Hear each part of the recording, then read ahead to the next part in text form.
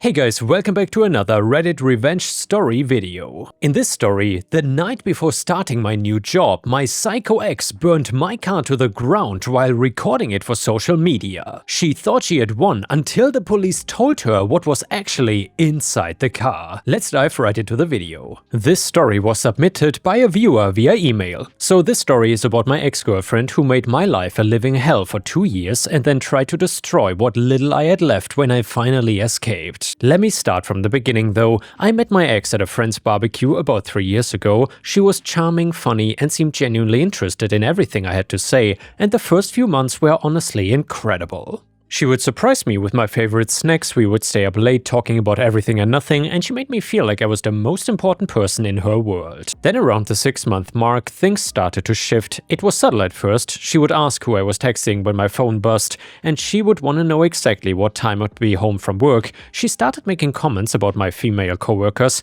asking if they were pretty, if they flirted with me, and if I found them attractive. I brushed it off as an insecurity. I thought if I just reassured her enough, she would realize that she had nothing to worry about, but I was wrong. By month 8, she was checking my phone while I slept. I would wake up at 3 a.m. to find her scrolling through my messages, reading texts from my sister, and claiming they sounded suspicious. When I protested, she would cry and say that I was making her feel crazy for having valid concerns. The tracking started shortly after.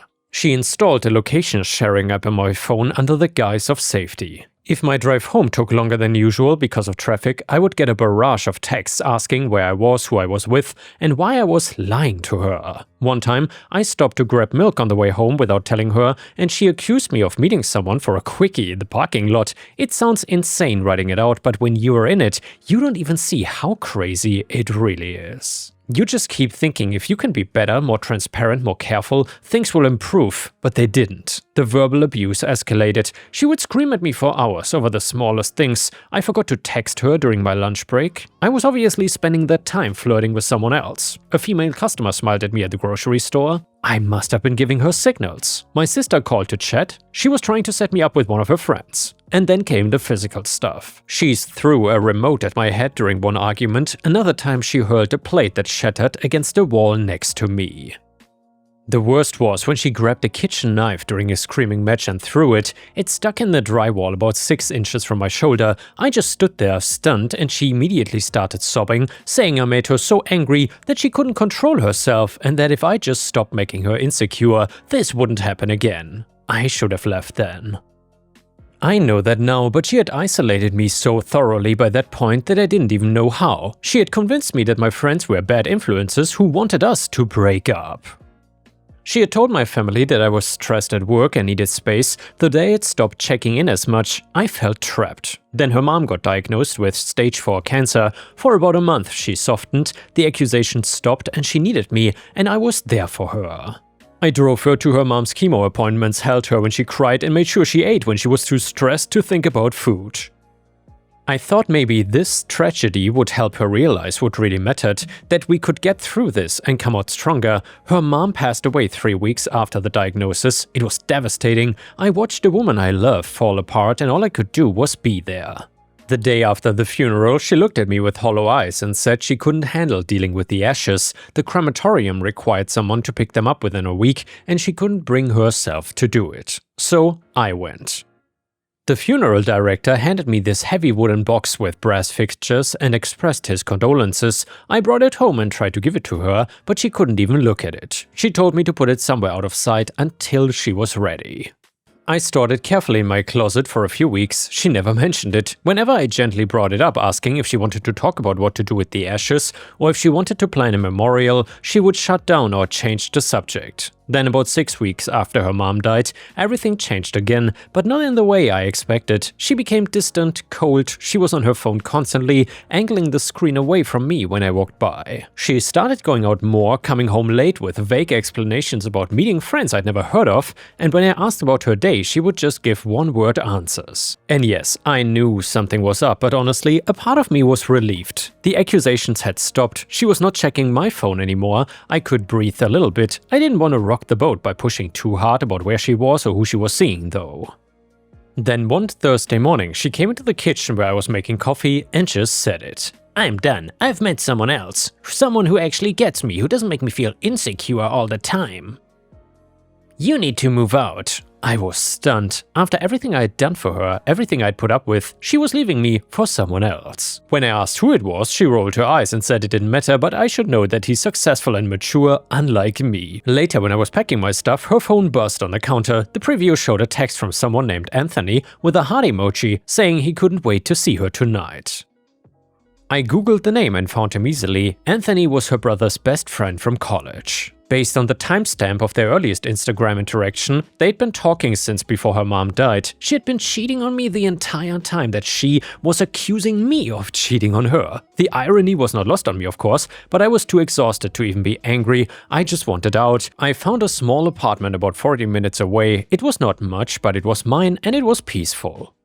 No more walking on eggshells, no random accusations, no items thrown at my head. The rent and deposit wiped out my savings, but I didn't care. In the chaos of moving out, I asked her multiple times about her mom's ashes. She needed to take them. They were her mom's remains, but she couldn't even look at the box. So I carefully packed the wooden box in my trunk, wrapped in blankets to keep it secure. I figured once she calmed down and processed everything, she would ask for them back. I started looking for work immediately, and my old job had been close to our apartment, but now I needed something near my new place.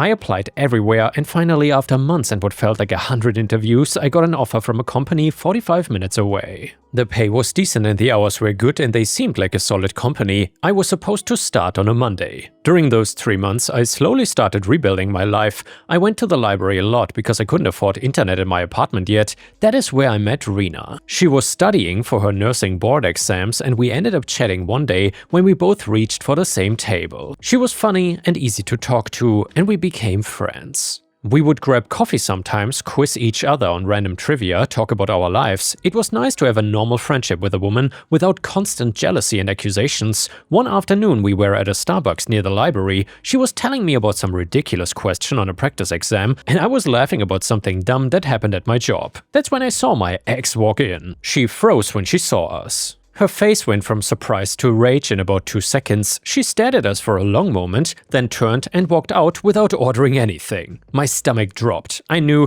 this was not gonna end well. That night, the text started. I'd blocked her number weeks ago, but she got around it by using different apps. Cheating bastard. I knew it. You were screwing her the whole time we were together. Everyone is going to know what you did to me. I didn't respond. There was really no point. In her mind, I guess, she had already decided what the truth was. Facts didn't matter. She had spent 2 years accusing me of cheating when I'd been completely faithful, and now that she had actually seen me having coffee with a female friend after we had broken up for months, she had the proof that she needed to validate her delusions. The Instagram posts started that weekend, long captions about emotional abuse, gaslighting, infidelity, and how she had given me everything and I had betrayed her. How she had been nothing but loving and supportive, and I'd thrown it away for someone else. Her friends and family ate it up. The comments were full of people calling me every name in the book, telling her she deserved better, praising her for being strong enough to leave. I didn't defend myself. I mean, what was the point? Anyone who knew the real story would not believe her version. And anyone who believed her didn't know me well enough for their opinion to matter.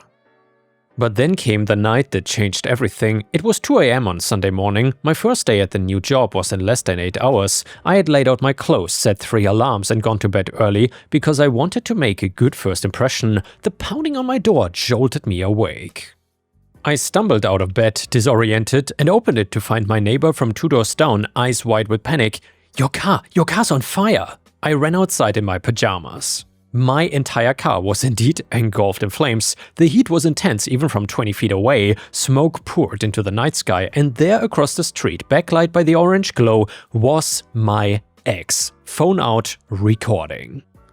When she saw me, she started laughing. That's what cheaters get. She was genuinely enjoying this. She had driven 40 minutes in the middle of the night to burn my car and film my reaction. This was her revenge. I pulled out my phone and called 911. My hands were shaking, but not from fear. The pieces were clicking into place. My new job started tomorrow. I had no car, no savings left to Uber 40 minutes each way, no family nearby who could help. She had timed this perfectly to destroy the fresh start I'd been building. The fire department arrived within 10 minutes, but my car was already a total loss. As the firefighters worked, I watched my ex across the street, still filming, still laughing. But then it hit me. The ashes. Her mom's ashes were still in my trunk. I'd never taken them out. They had been in there for months, still wrapped in blankets, still in that heavy wooden box, and she had just burned them.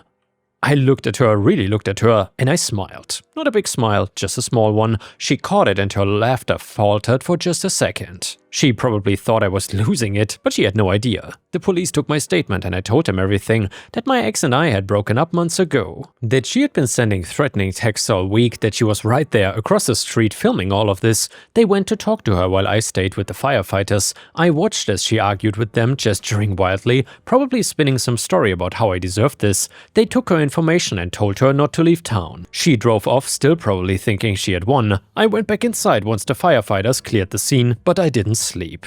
I sat at my kitchen table and started making a list. By 6 AM I had a plan. First call, the funeral home. They opened at 8. I was on the phone at 8:01. I explained the situation to the director who had given me the ashes. He was horrified. He pulled up all the documentation showing I had received the remains, the date, the time, even security footage of me leaving with the box. He said he would send everything to me and cooperate fully with any investigation, and the second call was to the police. I went to the station in person. I brought the documentation from the funeral home and explained that my ex had burned my car, but more importantly, she had destroyed human remains in the process. The officer's expression changed when I said that. He called over a detective. I told the detective everything, how her mom had died, how she couldn't handle the ashes and told me to take them, how they'd been in my trunk for months, and how she had burned my car last night. The detective asked if I had any proof that the ashes were in the car, and I showed him text messages from months ago where I'd asked my ex multiple times about the ashes and she had told me she didn't want them. I showed him the funeral home documentation and the detective made a call. Apparently, the destruction of cremated remains is a serious crime, especially since the ashes had technically crossed state lines from the crematorium. Federal offense territory. The third call, my ex's sister. I'd met her a few times during the relationship. She had always been kind to me, and I knew she had been close to her mom. I found her number in my old contacts. Hey, this is awkward, but I need you to tell you something about your mom's ashes. There was a long pause. What about them? My sister spread them at the lake months ago. She showed us pictures. My blood ran cold. She showed you pictures? Yeah, it was really beautiful. She did it at sunset. Why? And I explained everything. How her sister had refused to take the ashes, how they had been in my trunk, how my ex had burned my car last night, and the silence on the other end lasted so long I thought she had hung up. You're telling me that our mother's ashes were in your car, and my sister burned them, and she lied to our entire family about spreading them? Yeah, I'm so sorry. She started crying, but then she got angry. She said she had been grieving their mom for months, thinking she had been laid to rest the way she wanted. Your whole family thought that they had closure, and it had all been a lie. Fourth call, my buddy from college who had become a lawyer. I explained the situation and he actually laughed. She filmed herself committing arson and destroying human remains and posted about it online? She's completely screwed. He agreed to help me document everything and advised me on what to expect. He said with the evidence, the video and the federal aspect, this was gonna be serious for her. Over the next few days, things moved fast. The police got a warrant for my ex's social media accounts. She had posted the video of my car burning with the caption, "This is what happens to cheaters." And she had basically created a confession and broadcast it to the world. They arrested her on a Tuesday. I was not there for the arrest, but her sister called me afterwards. She was sobbing. The family had gathered at their house. Her sister had told everyone the truth about the ashes. They were devastated and furious. They'd been planning a memorial, talking about how beautiful it was that she had spread the ashes at the lake, sharing memories and finding peace, but all of it was based on a lie. When the police showed up to arrest my ex, her family was there. Her sister said she walked out of the house, confused, asking what was going on. The detective read her rights and told her she was under arrest for arson and felony destruction of human remains, and that is when she realized.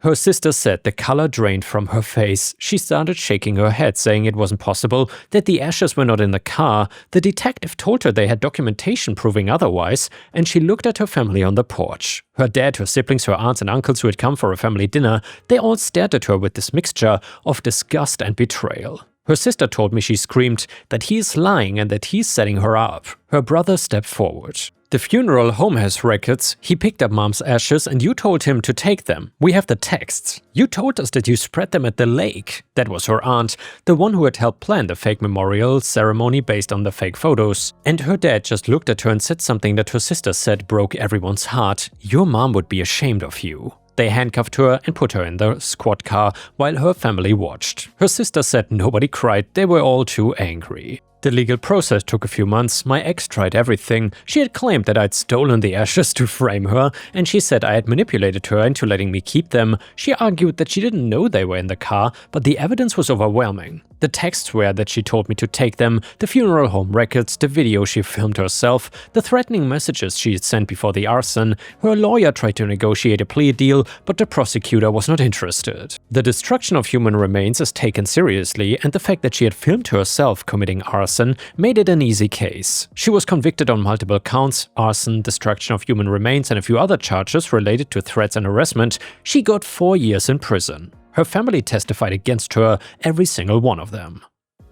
Her sister gave a victim's impact statement about the emotional trauma of believing their mother had been laid to rest, only to discover she had been destroyed in an act of petty revenge. Her dad talked about the violation of trust and the desecration of his wife's memory. I gave a statement too. I kept it simple. I talked about the 2 years of abuse, the isolation, and the fear. I talked about how I had tried to help her through her grief, how I had carefully stored her mom's ashes and repeatedly tried to return them. I talked about how she had destroyed the car I needed to get to my job, trying to sabotage my fresh start, and the judge was not sympathetic to her. As for me, I ended up being okay. My car insurance covered the vehicle loss since arson by a third party was included in my policy. I got enough to buy a used but reliable car. My new job was understanding about the situation and let me start a week late. Rena helped me get around during that week and we are still good friends. My ex's family reached out to apologize and they had no idea what she had put me through before. Her sister told me they had found evidence that she had been lying and manipulating people for years, that I was not even the first boyfriend she abused. They wished they had known sooner, wished they had protected me. I told them it was not their fault. You cannot see the signs when someone you love is the abuser. You want to believe the best in them. And the next one is a super satisfying malicious compliance story that you don't want to miss. It is titled "Landlord Tried to Exploit Me for Free Labor." So I'm renting a little house out past the suburbs of the city I'm currently working in. It's a little old and the appliances are a bit dated, but it was much cheaper than a 2-bedroom apartment downtown and I move around every couple of years for work. My landlord lives out of state and doesn't have anyone local, so for the past year and a half I haven't talked to anyone, just pay my rent on time and keep doing my thing. About 4 months ago, plumbing issues started popping up and 2 major appliances decided to give up the ghost. I notified my landlord via email and written letter. I rent a lot and have learned to abide by the exact wording in a lease. After several follow-up emails and phone calls, a local handyman showed up to look at everything and provided a quote. After receiving the quote for parts plus labor, the landlord told me flat out that they will not be paying for the repairs. They said that since I'm an engineer, they would allow me to purchase parts, install them, and then deduct the cost of the repairs from my rent payment. They said it was either this or learn to make do. I was not super thrilled at this response. I replied back to them saying if they were willing to deduct my time and cost of the parts from my rent, that I would get started immediately. Thank you very much. They were thrilled to hear it and asked me to send receipts for their records when everything is finished. Great, now to put together all the pieces and get to work. The first step was to file for an LLC with my current state. Next, I set up some cameras and borrowed a GoPro from one of my hiking mates. I was able to document all the repair process, from me watching YouTube videos on how to do things to me making multiple runs to the parts store to get that piece I didn't know I needed. Well, here's the kicker though. At my day job I make over $50 an hour, that is what my time is valued at. The final bill for everything has worked out to be at about 12% higher than the quoted cost and the landlord is very upset, but my lawyer added to the email chain has kept them very civil. And yeah guys, that's exactly how you need to deal with an awful entitled slumlord. And the next one is an awesome petty revenge story and it is titled "I managed to make my neighbor late for work." So I just have one of those neighbors who does not really break the law, but that neighbor does everything in her power to make sure she is annoying in one way or another. To begin the story, it is useful to note that my mom is disabled and needs a wheelchair to do anything. My neighbor is well aware of this and has always taken every single opportunity to make sure she ruins our day. I live at home with my mom and dad who works late, so I'm usually the one who has to deal with her. My neighbor is renting the rooms in her house to a lot of different people, so there are always different cars being parked on her driveway, and it's hard to know whose car is which. But there's more than enough room for all of their cars. Also, for security reasons, where I don't live in the best area, it's best that I park in front of my own house too, in case the Ring doorbell deters anyone away from car theft or anything like that if anything happens. For some reason though, she thinks that to give her tenants the best experience, she should always leave a few spaces on her driveway in case they are visitors, so time and time again she has parked in front of our house. However, it's important that I park there in case I have to drop my disabled mom anywhere, and the security issues as I mentioned before, so I've asked her before that she parks on her own driveway as there's enough space for everyone in the house. I've now come to the conclusion that because she keeps parking in front of our house, that she simply cannot park and she doesn't want to admit it. I caught her once trying to park and she stalled so many times trying to get into her own driveway. So I guess she's just being stubborn, not admitting that she cannot drive, and is lazy because she can just take a few extra seconds to park carefully if she really needs to. Well then, last night I noticed that she parked in front of my driveway again, and I told her this week that it's not okay. So I simply parked in front of the small space she left, knowing full well her into terrible parking will not be able to maneuver out of the gap that I left. And this morning, I was getting ready with the window open and I heard revving. Later on, she is knocking on my door saying she's running late and I need to inch my car forward in order for her to get to work. I wet my hair as if I was getting out of the shower, put a towel around me, and peeked through the narrowest crack in the door to answer her. I told her that you've just disturbed me taking a shower, so you will have to wait at least a few minutes. It is not my fault she cannot listen, and it's not my fault she doesn't want to learn or take the time to park on her own driveway. I was about 20 minutes in the shower, and I noticed in that time she did manage to pull away. But now I think I'm gonna do this every time she parks in front of us and really make it hard for her. And yeah guys, thank you for watching. If you enjoyed the video, please give me a like, and I will see you again tomorrow.